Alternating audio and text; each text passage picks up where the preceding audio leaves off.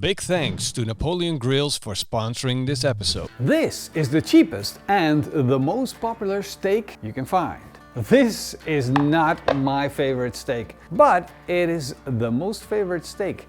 At least in the Netherlands, people eat this by the dozens. If they're talking about getting a steak, they're getting this steak. It's made of the top butt, the kogelbiefstuk. And children refer to this as the chewing steak. And they're right to call this the chewing steak because if you don't slice it thin enough, which kids don't mostly consider, then it's going to be tough and it's going to be chewy. If you're a meat lover and you want to eat tasty steaks with loads of flavor, tenderness, well then you got to put in some effort to make it better. Now I'm going to show you exactly how to solve that, how to make your steak taste better, and how to get good results out of this steak. And it's not that difficult. If we take a closer look at this steak, we see it's extremely tough and you can't tear it up with your hands when it's raw. That means that the structure of this steak is very strong. It holds the meat together very well. And that's typical for working meat. But now we want it to be tender. So we gotta break down the structure in the meat. We gotta separate the muscles from each other. And the first and the best trick that I have is the mechanical option. This thing is made out of a whole lot of knives. Small knives that cut and make small incisions, breaking down the structure. Now you can see the difference. Before it was tough and I was unable to pull it apart. Now, by breaking down the structure, I'm able to tear it apart. And it's the same rule apply in your mouth. It will be easier to chew if you break down the structure mechanically.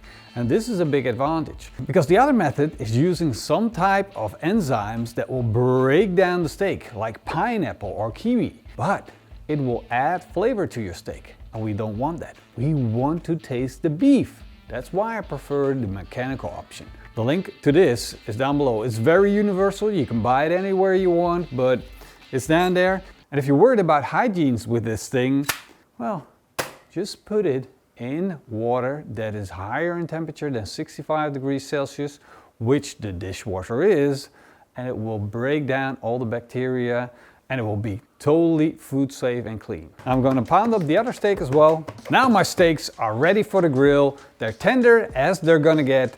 And of course, now we're getting to the second part about making your cheap steak taste good. We're gonna work on flavor. Time to get out the bacon and fully load 3 racks. Now we're gonna take this bacon and we're going to put it on this barbecue.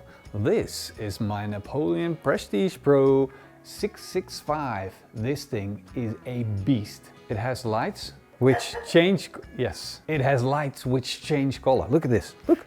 And did you see this? It does the Mercedes thing where it has lights that shine on the floor. Now that's a grill. If your grill doesn't have that, it's not really a grill. It's like, I don't know, you're not flexing right, you know? And of course it has lights right here. Ta-da!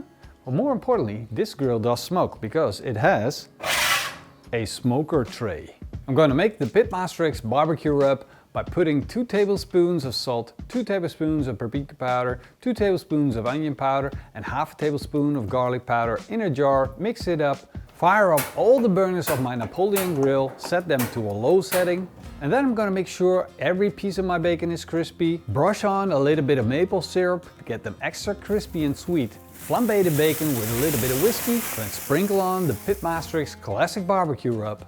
And my bacon is almost done, so it's time to turn off the burners, shut down the grill. There's one more thing that I want to do to make this bacon even better. Add some wood smoke. I selected some cherry wood chips that I'm going to put into my smoker tray. Then I'm going to turn on the burner below the smoker, let the wood chips catch fire and start smoking in the grill. Now I'm going to take this bacon and put it in this blender. Grind up the bacon, add some butter. We just made that butter worth more than just the price of bacon and butter. I'm going to do it. Time to start finally grilling our steak. I got one side of the grill nice and hot and I got one safe side. Before I start cooking, you need to know something about steaks. If steaks are lean, like this one, that means they have no fat by themselves. So I'm gonna drizzle on a little bit of oil and then I'm gonna place them on the grill. These steaks are now really thin and they're gonna be cooked very fast. And once you have your crust, it's time to flip. And thanks to the thick stainless steel grill grades and the oil, we got a nice sear mark on the outside of this steak. And that sear mark means flavor. Once you got the beautiful crust, then of course it's time to let them rest. And even though these steaks were ugly and not tender, now they have a beautiful crust, they are tender as can be, and it will taste freaking amazing. Only thing they need now is a little bit of salt and some of that bacon butter. You could do with a little less butter, but I'm not going to. I'm sorry for not being sorry. I'm gonna eat it as that. I want more bacon butter. I need more bacon butter in my life.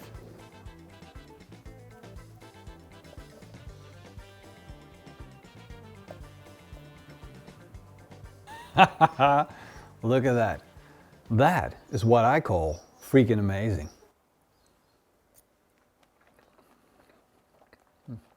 Say something. The only thing that comes to mind is everything tastes better with bacon. And butter. And butter. And like tenderizing your steak. It really makes a difference. And that's how you turn a cheap steak into a delicious steak. Oi, oi.